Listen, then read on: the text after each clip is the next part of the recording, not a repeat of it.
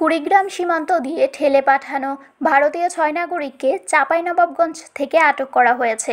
তারা তাদের এক আত্মীয়র বাড়িতে ছিল বলে পুলিশ জানিয়েছে। বুধবার বিকেলে চাঁপাইনবাবগঞ্জ জেলা পুলিশ অভিযান চালিয়ে সদর উপজেলার আলীনগর ভূতপুকুর এলাকা থেকে ওই ৬ জনকে আটক করে। চাঁপাইনবাবগঞ্জের অতিরিক্ত police super ANM Wasim Firoz ৬ জন ভারতীয়কে পুলিশ হেফাজতে রাখার তথ্য নিশ্চিত করেছেন।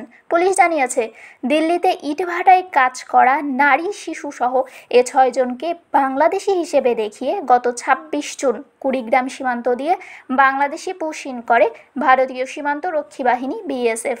এরপর তারা চাঁপাইনবাবগঞ্জে এসে অবৈধভাবে বসবাস শুরু করে।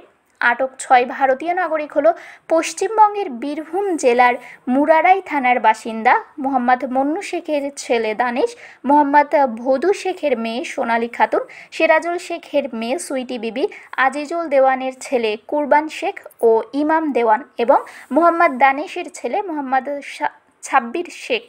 চাঁপাইনবাবগঞ্জ সদর মডেল থানার ভারপ্রাপ্ত কর্মকর্তা মতিউর রহমান বলেন, ৬ জন ভারতীয় নাগরিক থানা হেফাজতে আছে। আমরা বিষয়টি বিজিবিকে জানিয়েছি। তারা BSF-এর সঙ্গে যোগাযোগের চেষ্টা করছে। পতাকা বৈঠকের মাধ্যমে তাদের ভারতে ফেরত পাঠানো হবে।